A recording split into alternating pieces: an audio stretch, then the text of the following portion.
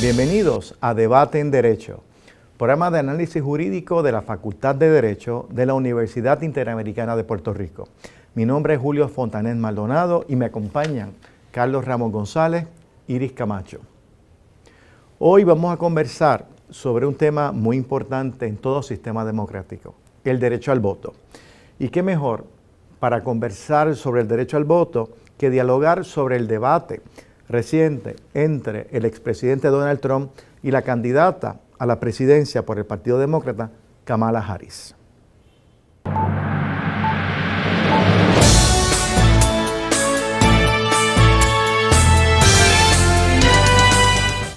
Regresamos a Debate en Derecho y como habíamos anticipado, queremos hablar y vamos a conversar sobre el debate entre Kamala Harris y el expresidente Trump.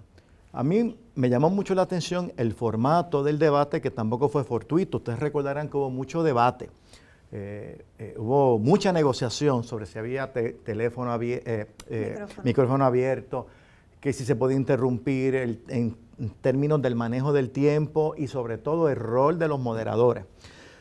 Se llegó a unos acuerdos que los vimos, que se proyectaron en ese debate. La pregunta que quisiera hacerle tanto a Iris como a Carlos es, el formato pautado, ¿ustedes creen que favoreció más a Kamala o favoreció más a Trump? Iris, ¿qué piensas? Yo pensaría que favoreció a Kamala Harris en la medida en que al tener los micrófonos cerrados daba una estructura al debate y afectaba quizás la costumbre de Trump de ser como más informal en ese tipo Y de interrumpir al contrincante, que lo podía sacar un poco de su libreto. En ese tipo de evento. Creo que eso también lo puede haber ayudado un poco a él. La favoreció a ella, pero creo que lo ayudó porque mi impresión fue que él lució más tranquilo en el debate que en otros debates o en otros espacios en los que lo hemos visto. Es mi impresión, ¿verdad? Y creo que quizás tuvo que ver con esos acuerdos en relación a los micrófonos y en relación al estilo, el propio lugar, ¿verdad?, donde se realizó el debate. ¿Carlos? Pues mira, yo creo que lo que más influyó en ese debate, que hay que recordar que es una tradición política norteamericana, que en un momento dado estaba reglamentado no por el Estado, sino por unas asociaciones privadas, para tratar de darle una forma a lo que, a lo que era común en Estados Unidos, ¿verdad? Ha habido unos debates históricos más pronunciados que otros, pero ese de anoche, o de hace unos días, ya no me acuerdo ni cuándo fue, ese debate en particular, había una expectativa, había una audiencia extraordinaria por lo que había pasado en el debate previo. Y yo pienso que lo más determinante en ese debate fue el que impidiesen que hubiese público, que hubiese presencia de público. Más que si el micrófono estaba cerrado o no, que yo creo que se hubiese podido manejar de una manera, como quiera se hubiese... De hecho, estaba cerrado y como tú sabes, por ejemplo, los que observaron el debate, el presidente Trump le hizo caso omiso a eso. Él seguía hablando y tuvo mucha suerte que le permitían y se lo abrían. Cuando Kamala Harris trataba de hacerlo, nunca intentó hacer lo propio, salvo en una ocasión, él respetó eso. Pero yo creo que lo determinante fue a los fines del ambiente que se creó allí, y yo creo que eso corrió un poco en contra de Trump, no totalmente, porque él pudo como quiera meterse dentro de su personaje. Fue la ausencia de un público que aplaudiera o que... y además había unos periodistas que hacían unas preguntas, como tú sabes, bastante certeras, claro, secas, que trataron, ¿verdad?, de meterse muchas veces en el debate, e intentaron como el fact-finding. Sí, como el fact-finding. Que fíjate que a mí me llamó la atención. No hay duda de que para un personaje como Trump, que de inmediato, cuando hiciera, como hizo un par de veces, las afirmaciones que se han cobrado son falsas, ahí mismo se le rete. A eso a él lo tumba en su libreto, ¿verdad? Y en la realidad que Trump se ha creado, ¿verdad? Él vive un poco una realidad virtual que no es la que realmente existe, pero eso siempre ha sido así. Que ahí en vivo, sin posibilidad de darle la vuelta, lo hayan rectificado, eso fue bien fuerte. Y que no se lo hicieron a cámara, pero claro, porque la otra, salvo una o dos ocasiones, tampoco dijo cosas. No, pero no es que fueran comedia, es que nunca dijo cosas tan grotescas y tan abiertamente falsas. Sí, como el de los animales en los Hayas. Varios de esos. Ahora, escuchándolo ustedes, pienso lo siguiente. Algunas personas plantean que los debates no son decisivos. Claro, y yo pienso en Nixon contra Kennedy, pienso en el debate anterior entre Biden y Trump, que sí fueron decisivos en cuanto a la elección en el 60, bueno, y al retiro de Biden. ¿Qué ustedes piensan de este debate? ¿Pudo haber sido determinante en la elección en noviembre, Carlos? Yo pienso que no, hasta ahora. Vamos a ver lo que ha pasado. Acuérdate que han pasado apenas unos días, horas en lo que fue ese debate. Yo pienso que no, y te voy a decir por qué. Yo pienso que, por ejemplo, en el caso de Trump, él mantuvo su base y no perdió nada, porque todas esas cosas que él dijo allí, que en su inmensa mayoría pues reflejaban al personaje, ¿verdad? Fogoso, irrespetuoso, todas las cosas que sabemos del individuo, pues es lo que le ha dado a conocer en su base y es lo que se estaba esperando. Y ese individuo con ese comportamiento representa por lo menos más del 42% del electorado norteamericano, tal y como está antes del debate. Pues eso lo ha conservado. Mi gran temor era Kamala Harris, porque esa era la única que tenía que perder, a mi juicio. Entonces el planteamiento que uno hace es, a base de lo que hizo, ¿tú crees que perdió? La respuesta es no. Yo creo que ella se mantuvo igual. Así que el resultado neto es que no lo va a alterar en una forma u otra. Va a depender de los comentarios subsiguientes, de lo que siga, ¿verdad? Sobre todo en ese electorado supuesto independiente o indeciso, pero que empiezan a haber comentarios de algunos que piensan que sí, que no. Porque es que el fenómeno de Trump, claro, esto es una cosa, ¿sabes? Es bien impactante. Ya yendo al contenido del debate, particularmente aspectos bien precisos del derecho, se hablaron de varios temas. Inmigración, el tema de las tarifas, de bienes que se importan a Estados Unidos, que si es un sale tax, que si no es un sale tax, y así por el estilo, pero un tema que yo creo que fue muy importante fue el tema del aborto. Particularmente, Trump fue confrontado con una corriente que existe de algunos congresistas republicanos de establecer una prohibición a nivel federal en todo Estados Unidos. Y bueno, y todos conocemos el caso ¿verdad? El caso de Dobbs del 2022, que básicamente estableció de que corresponde a los gobiernos estatales regular el aborto, que no hay nada en la Constitución Federal que le exija a los estados algún tipo de reglamentación especial. Digo este ejemplo para preguntarle entonces a Iris.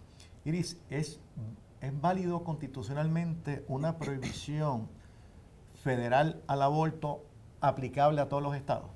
Bueno, para hablar de eso yo creo que tenemos que ir un poco de historia, ¿verdad? Y un poco el contexto en que nos encontramos en el tema de aborto, que se encuentra en el tema de aborto en los Estados Unidos. El caso de Dobbs, como tú mencionaste, es un caso que revoca de golpe y porrazo así el caso de Roe versus Wade, porque habían habido casos anteriores que se habían permitido limitaciones al derecho que se había reconocido en Roe versus Wade, casos del Tribunal Supremo de Estados Unidos. Sin embargo, ninguno, ¿verdad?, del impacto del caso de Dobbs. En el caso de Dobbs, entre los argumentos que posee el Tribunal Supremo de Estados Unidos para revocar Roe versus Wade, se encuentra precisamente el que no hay nada en la Constitución Federal que cobije un derecho al aborto, un derecho a la intimidad. También elaboran, ¿verdad?, utilizan como fundamento que tampoco se cobija el derecho al aborto en un debido proceso de ley sustantivo. Y en ese caso, lo más fuerte es precisamente el que eso debe estar reservado para los estados, y también señalan que no existe una historia de Estados Unidos, que es verdad, no, en relación al derecho del aborto desde una perspectiva histórica. Una vez resuelto el caso de Dobbs, han ocurrido cosas interesantísimas en los Estados Unidos, que es a lo que responden estas dos posibilidades de una prohibición federal al derecho del aborto o por el contrario, codificar Roe versus Wade desde el Congreso. Y esas cosas que... O sea, imponerle esa limitación a los estados. A los estados. De poder entonces limitar el derecho a la mujer a terminar su embarazo. Claro, están los dos. Está la prohibición, que hay unos grupos que apoyan al presidente Trump, que han sido muy vocales en eso de exigirle al Congreso una prohibición federal del aborto, pero también Kamala Harris en el debate habló de codificar Roe versus Wade, ¿verdad? De que desde el que ella firmaría una ley que permitiera esa protección desde legislación federal. Si vamos un poco a lo que les mencionaba, han ocurrido muchas cosas en los Estados Unidos, entre ellas que ha habido un apoyo a los grupos pro derechos reproductivos, ¿verdad? Y a los estados de derechos reproductivos que no se esperaba. Incluso en estados conservadores que se ha llevado el tema a elecciones, han votado por no prohibir el aborto. Entonces, eso es algo que para Kamala Harris ayer, el día del debate, era muy importante. Y yo creo que ahí fue uno de sus mejores momentos en el debate, y quizás creo que uno de los peores momentos de Trump, ¿verdad?, en el tema del aborto. Y me parece, ¿verdad?, que el problema que tiene el expresidente Trump en este tema es que uno de los argumentos del caso de Dobbs es precisamente que esto le corresponde legislarlo a los estados. Así que una decisión de la cual él se ha sentido orgulloso, porque él ha señalado que esa decisión se dio gracias a su presidencia y a las personas que él nombra en el Tribunal Supremo, pues hay una gran contradicción pensar que después del caso de Dobbs pueda haber una prohibición federal, además, ¿verdad?, de que los derechos reproductivos son derechos humanos y se nos hace muy difícil pensar en un Congreso federal en este momento histórico y no, ¿verdad?, hace 200 años, para limitar los derechos de las mujeres precisamente a sus derechos reproductivos y a las determinaciones sobre su cuerpo. En cuanto a la posibilidad de codificar, me parece que está más fácil porque de hecho en este momento hay legislaciones federales que están siendo utilizadas para proteger a las mujeres en este contexto. Entre esa legislación está... Protegerla de legislación del Estado. De la legislación de los estados que están prohibiendo. Protegerlas, ¿verdad?, y que puedan ejercer su derecho al aborto. Y hay dos ejemplos. Uno es la famosa ley IPA, que se está utilizando para evitar que estados como Texas, que están tratando de criminalizar y de llevar procesos criminales a mujeres que salen de su estado a otros estados para poder realizar un aborto, pues que a través de IPA esos estados puedan negarse a dar la información médica de esas mujeres y dar información sobre los médicos. Otra legislación, hay ya legislación de estado, estatal, en Estados Unidos también en esa misma línea, ¿no? Se llaman legislaciones escudo, donde los estados están legislando para proteger a esas mujeres que van a hacerse los abortos, pero hay una posibilidad, siendo IPA una ley federal, ¿verdad?, de que el gobierno federal, el Congreso, tendría ese espacio.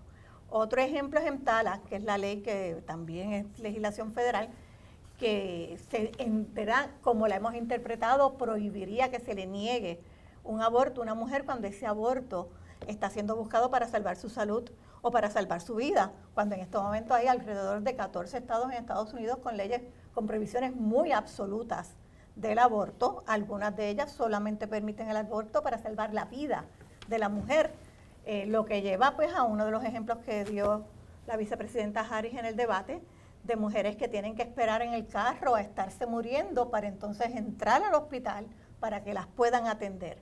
EMTALA, ¿verdad?, que es una legislación federal, le prohíbe a los estados que reciben sobre todo fondos federales en ese tema, que hospitales que reciben esos fondos, que eso ocurra, ¿verdad? No hay que esperar que se esté muriendo. Así que yo creo que hay un cierto espacio para el Congreso de legislar. No sé si políticamente hay ese espacio, ¿verdad? Va a depender de la composición de ese Congreso. No, la pregunta estaba dirigida a que sí es válido constitucionalmente, ¿no? Políticamente, bueno, pues ese es otro el tema. Carlos, te quería preguntar algo, o sea, lo que quieras añadir sobre esto. Bueno, pero déjame comentar algo sobre lo que dice Iris y sobre tu pregunta, sobre todo de una perspectiva constitucional. Cuando el caso de Roe vs. Wade se decide en 1973, que decide que el derecho de intimidad federal, nacional, que tiene toda persona en Estados Unidos, con independencia de lo que digan las leyes y las constituciones de los estados, y le encuentra a través de una de las disposiciones de la Constitución, y encuentra en efecto que ese derecho a decidir qué hacer con su cuerpo, pues en un sentido prevalece sobre sin duda el interés que en un momento dado va a tener el Estado para preservar la vida potencial o el feto. Cuando el Tribunal Supremo reconoce ese derecho de la mujer y la empodera a tomar esas decisiones, la inmensa mayoría de los estados, bueno, un grupo mayoritario de estados lo prohibía. ¿Okay? ¿Y qué quiere decir eso?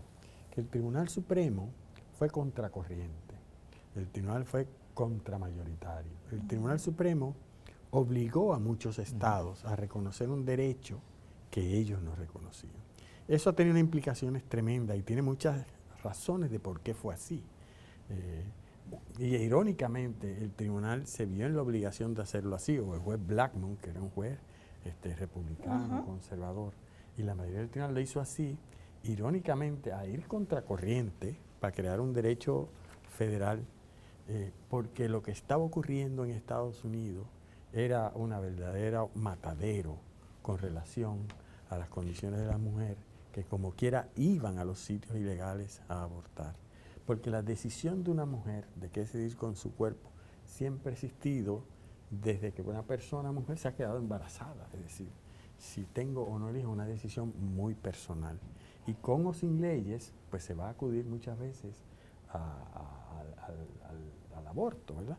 Y en Estados Unidos ocurría muchas veces ilegalmente en los estados que lo prohibían. Y frente a esa realidad, aunque no se discute así en la opinión, es que el tribunal, además de otras razones históricas de la situación que había en los años 70, decide reconocer este derecho que no está explícitamente enumerado en la Constitución porque le convenía a la sociedad, a la mujer sobre todo, a empoderar las decisiones sobre el propio cuerpo. ¿Y por qué comento esto? Porque con los años el tema siguió siendo un tema político, religioso, muy debatible, pero con los años la situación se torna al revés desde el punto de vista del pensamiento de la sociedad norteamericana. Al momento de decirse este caso de Dobbs, donde el tribunal echa atrás y quita un derecho que ya había reconocido a la Comisión Federal, la mayoría de las mujeres y la sociedad norteamericana está a favor de ese derecho. Entonces, fíjate que ahora lo que ha pasado es todo lo contrario. Ahora el tribunal ha quitado un derecho cuando ya la sociedad norteamericana en su conjunto, siempre va a haber personas que por muchas razones, casi siempre de naturaleza religiosa, pues van a objetar. Pero desde un punto de vista de estricto derecho, de quién toma la decisión, si la toma el gobierno o lo toma la mujer, pues la sociedad norteamericana, aún sectores conservadores, estaban llegando a la conclusión de que esa decisión, difícil y dura como era, debe tomar cada persona y no necesariamente el Estado. Así que esa es la situación que tenemos ahora. Y si tu pregunta es, ¿podría el Congreso, que es lo que supuestamente quieren algunos sectores que, ¿verdad?, que apoyan a Trump, aprobar una ley nacional para prohibir el aborto? Lo primero que hay que recordar desde un punto de vista constitucional es que el Congreso no tiene un poder general de aprobar la ley que les dé la gana. Cualquier ley que apruebe el Congreso tiene que ser porque hay una parte de la Constitución que le autoriza a aprobar esa ley. Y ese es su primer problema. ¿Qué disposición constitucional hay para crear un delito como ese? Ese es el primer escollo que van a tener. Y claro, no vamos a dar una clase aquí de Derecho Constitucional, pero no es fácil. Así como nunca fue fácil, ¿verdad?, defender la teoría de que en la Constitución hay derechos aunque estén no enumerados, también hay que enfrentar el problema a los que quieran prohibirlo, de que van a tener que decir bajo qué poder constitucional. Y una vez lo tengan, se van a enfrentar a un segundo problema, y de eso tú sabes mucho más que yo, y es que no existe un código penal federal. No existe. Hay leyes federales que crean delitos, pero los códigos penales donde se hacen y donde está la mayoría de los delitos es en cada estado. Y consono con lo que decía la compañera Iris, el Tribunal Supremo, una de las razones oficiales, hay muchas extraoficiales que dio, es que como es un delito, los delitos los crean los estados y que cada estado decide. Sería una gran contradicción. aparte de lo difícil de encontrar bajo qué poder lo va a hacer, después que han dicho que eso le toca a los estados, ahora querer imponer una prohibición al aborto por encima de lo que decida cada estado. Así que yo creo que eso es poco probable. En términos estrictamente constitucionales es más fácil, ya existen unas leyes, ampliar unos derechos estatutarios federales, porque para poder crear derechos es mucho más fácil que crear delitos, desde el punto de vista de lo que dispone la Constitución Federal. Bueno, hablando de delitos, una de las cosas más interesantes que aconteció en el debate fue esta dinámica que se dio cuando Kamala dijo, bueno, yo soy fiscal y usted es un convicto. Entonces, eso nos lleva a algo que mucha gente está preocupada y nos pregunta desde el punto de vista legal. Plantean lo siguiente. Sabemos que Donald Trump fue encontrado culpable por varios delitos graves y va a ser sentenciado en el estado de Nueva York después de las elecciones. La pregunta que mucha gente se hace y que quiero que discutamos es de ser sentenciado a cárcel, lo cual es improbable por la edad y por el delito que estaba imputado que provee para una libertad a prueba para personas de la edad de Trump. Pero suponiendo que sea sentenciado a cárcel y sea electo presidente, ¿ello constituye algún impedimento para ejercer la presidencia? Carlos. La respuesta es que no, porque los requisitos para ser presidente de los Estados Unidos lo establece la Constitución. Y la Constitución establece 3 requisitos. Tener 35 años, haber sido residente durante 16 años y ser ciudadano de Estados Unidos. Más nada. Ahí no dice no poder ser convicto de delito alguno, simplemente no lo dice. Y no lo dice porque en el tiempo en que se apruebe esa Constitución, que créanme que los padres y madres de esa constitución, sobre todo padres, porque una Constitución que tuvo ausencia de mujeres y de personas afrodescendientes y negras, los que hicieron esa Constitución, jamás se les hubiese ocurrido pensar que había que escribir que un convicto, sobre todo por los delitos como el tipo Trump, alguna vez pudiese siquiera ser considerado para presidente. O sea, yo creo que si tú te vas a la intención original, no sé ni yo creo que no se lo han planteado, lo habrán discutido, pero nunca fue algo decisivo al momento de que finalmente iban a poner en eso ahí. Así que, en la Constitución. Así que la respuesta es bien sencilla, Julio. Puede ser convicto de todos esos delitos. Incluso puede ser convicto de asesinato, que no lo ha sido. O los delitos que impliquen depravación moral más increíble, del cual a él le han imputado algunas cosas en su vida privada pública en relación al sexismo o varias otras cosas de hostigamiento sexual, porque el historial de este señor es bien serio. Nada de eso impide que una persona corra para presidente, sea candidato y gane, y si es necesario, y tú has escrito sobre esto recientemente en los periódicos, puedes abundar, si es necesario, juramente desde la cárcel, porque ya pasó en una ocasión de un candidato en Estados Unidos. Es correcto. Iris, ¿sobre esto? Pues yo creo que no hay mucho más. Me parece genial que obviamente los padres fundadores, que eran hombres blancos propietarios, todos, no pensaran en esta posibilidad, porque esta posibilidad se nos escapa de lo que uno piensa que debe ser un candidato presidencial en cualquier país. Así que, bueno, de acuerdo, ¿verdad? Él va a poder ser presidente y creo que en su base la convicción no va a tener ningún impacto, ¿verdad? Podría haber, en cualquier otro momento hubiéramos dicho, bueno, puede, pero va a haber un impacto electoral, porque ¿quién va a votar por una persona convicta? No es la realidad de la base de Trump, y quizá por eso a mí me dio la impresión en el debate que la vicepresidenta Harris estaba tratando también de traer quizás a ex republicanos o personas que han votado republicanos en algunos momentos, pero que pueden no estar de acuerdo con que el presidente Trump, sobre todo quizás después de lo que pasó el 6 de enero del 2021, sea presidente. A mí me parece que ella habló para ese público de personas que quizás fueron republicanos en algún momento y que no estarían en este momento dispuestos a votar por alguien que puede ser una persona que esté convicta. Que fue interesante, penúltimo comentario quizás a lo que tú dices, pero no se ha dicho quizás de la forma como lo voy a comentar ahora. Nosotros sabemos, o yo creo que los que nos escuchan también, que esta señora Harris pues, ha sido fiscal y esa es su carrera. Ha sido fiscal en el estado de California. Y la fiscal Harris, la Cámara Harris, está acostumbrada a tener ahí al lado a los delincuentes más terribles y que la estén mirando y estén allí con ella. Y eso a un fiscal no le hace ninguna mella. Están curados. De hecho, se presume que le van a tener odio al fiscal. Se presume que se preocupen y que te quede. Y ¿cuántas veces no se ha dado?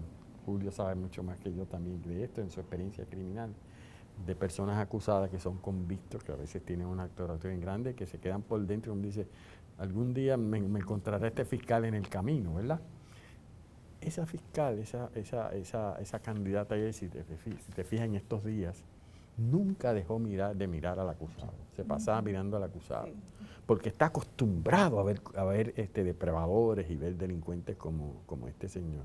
Y sin embargo, él, que también es común, dependiendo del grado de delincuencia, que también eso lo hemos visto, hay personas convictas, depredadores, que por alguna razón no les gusta mirar a los fiscales, hay otros que sí, que se quedan cabizbajos, se lo reservan para otras cosas.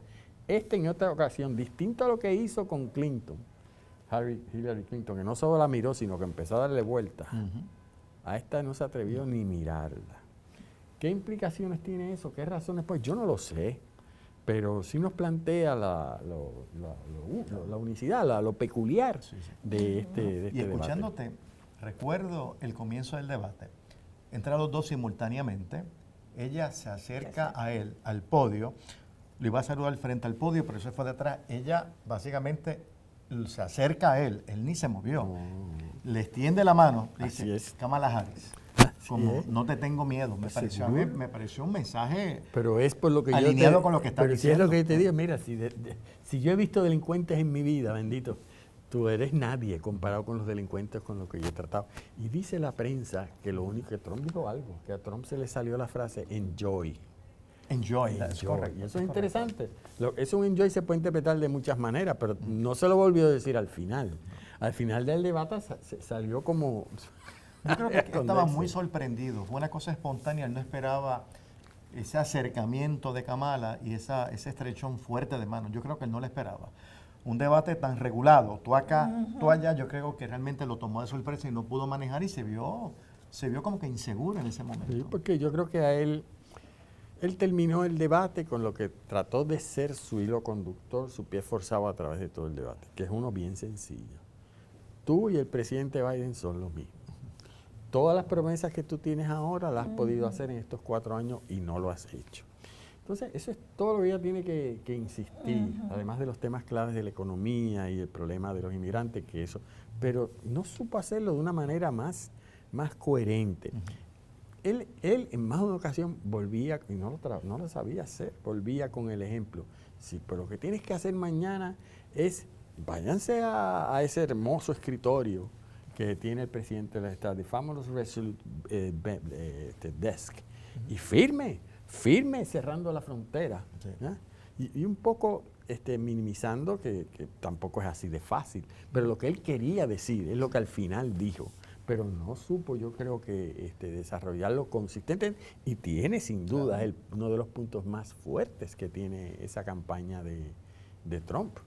Sí, de acuerdo contigo, inclusive la primera pregunta que le hacen a Kamala, que es uno de los temas más difíciles para esta administración, que es el tema económico. Le hacen una pregunta anticipable a Kamala.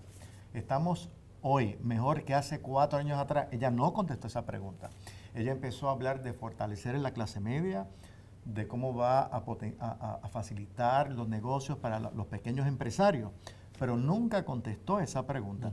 Yo esperaba, bueno, primero que los moderadores la confrontaran, que no lo hicieron, pero sí esperaba que Trump le diga, bueno, por su silencio está concediendo que estábamos mejor hace 4 años, lo menos que pudo haber dicho, pero quizás pensando más en los temas de migración, otros temas que él maneja quizás con mayor fluidez, o que su base espera que él un poco atienda, y ese lenguaje un poco más estridente. Pues yo creo que pasó esa oportunidad como dejó pasar otras oportunidades. Si es que la dejó pasar, porque dejar pasar significa Julio, que este señor piensa las cosas con una racionalidad como las tenemos tú y yo. Y entonces, ¿cuál es el problema? Y así fue como prepararon a Kamala, que a mí me parecía tan obvio que yo decía, quizás son capaces que este individuo renazca nuevamente.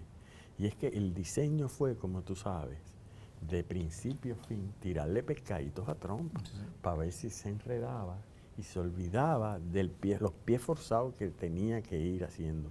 Yo pienso, Julio, que cada una de las cosas que Kamala Harris dijo, cada una de las cosas, no, que algunas de las cosas que ella hizo, lo dijo para que el individuo reaccionara como reaccionara y se olvidara de todo, porque eran dirigidas al ego, a los cajes merecedores. Y por eso yo te digo, sí, pero es que él debió darse cuenta que eso está dirigido a su ego. Pero es que es una persona que es tan egocéntrica, tan narcisista, por definición un narcisista no puede dejar de pensar en él. Entonces yo creo que eso es lo que hizo difícil la situación. Y le dijo una cosa que a mí me impactó, y con esto, ¿verdad?, quiero escuchar las reacciones finales de ustedes en cuanto al debate. A mí me impactó mucho cuando ella le dijo, oiga, usted es motivo de broma. De broma de muchos líderes mundiales que me lo han dicho. Le dije, you're a disgrace. Eres una desgracia, me han dicho. Para una persona del ego de Trump. Eso tiene que haber, y que se lo digan en un debate que está siendo visto por tantos millones de personas en los Estados Unidos y en el resto del mundo, tiene que haber sido algo realmente impactante para él. A mí fue de las cosas que más me impactó y que fue muy fuerte. Yo quizás no esperaba ese tipo de confrontación de ese tipo, pero probablemente apelando a que él reaccionara como él reacciona, y esa reacción pues no iba a ser atractiva para los que no están decididos. Quizás para su base, sí, ese es el Trump que queremos, pero para esa base del medio, esa base que busca a alguien que sea presidenciable, una mujer o un hombre presidenciable, ese tipo de reacción más hostil, más estridente, como dije anteriormente, pues no creo que es appealing, ¿verdad? No es atractiva para ese sector.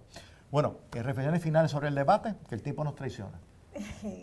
Pues yo creo, recapitulando y volviendo, ¿verdad?, a la primera pregunta que tú habías hecho de a quién había favorecido el estilo o el esquema del debate, yo entiendo que Kamala Harris salió favorecida con el estilo y en lo sustantivo también.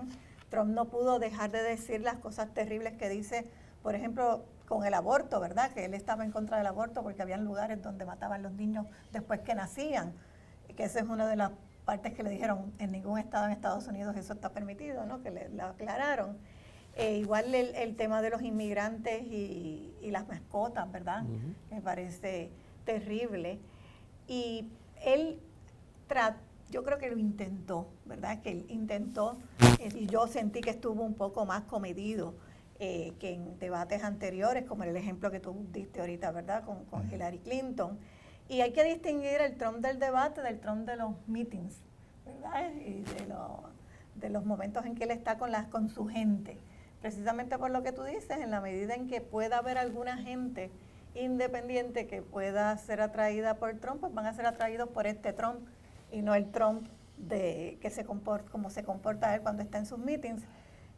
Pero pienso que esa gente la tiene que haber atraído mucho más Kamala Harris que Trump. Yo creo que él quizás difiere un poco de ti. Yo creo que él se me pareció más a una persona en los mítines, es decir, su descomposición, su discurso, su gritería. Es como si, lo que pasa es que no pudo hilvanarlo también en la realidad esa que él se cree en los mítines, porque allí no tenía nadie que lo apoyase. Él logró algunos puntos sustantivos, yo creo que importantes, con relación al plan económico de Kamala Harris, que efectivamente, aunque estuvo más precisa que el día que aceptó la nominación de la Convención Demócrata, todavía va a tener que elaborar bien un plan que yo mismo tampoco lo tengo muy claro.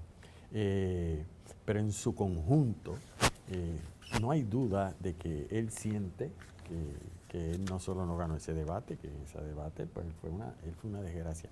Tan es así que lo último que leí en estos días, que él está empezando a decir, cónsono con esa realidad alterna que él vive y el 42% de la sociedad norteamericana vive, de que lo último que ha dicho es que él piensa, que él y que volvió a ver el debate, que yo lo dudo, lo habrá visto 5 minutos porque él no lee, no hace nada, ve televisión, pero quizás como es televisión lo vio.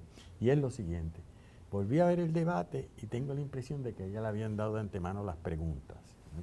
Eso es lo último que él ha contestado. Cuando tú dices eso, ¿Estás reconociendo? pues tú estás diciendo, ella respondió también porque le habían dado de antemano las preguntas, tú sabes. Yo creo que es muy difícil, tuvo el efecto totalmente contrario que tuvo el otro, ¿verdad? El de Biden, que fue, tú lo decías al principio, histórico. Nunca antes en un debate había tenido las consecuencias políticas que tuvo el debate anterior. Estará por verse el que va a tener que mi impresión es que sostiene a Kamala y no hace que a su vez que Trump baje. El tiempo dirá. Bueno, el tiempo nos traiciona, lamentablemente. Gracias, Iris. Gracias, Carlos. Gracias a ustedes por estar con nosotros durante el día de hoy. Nos vemos la semana que viene en Debate en Derecho. Análisis jurídico en lenguaje claro y siempre diciendo la verdad. Hasta luego.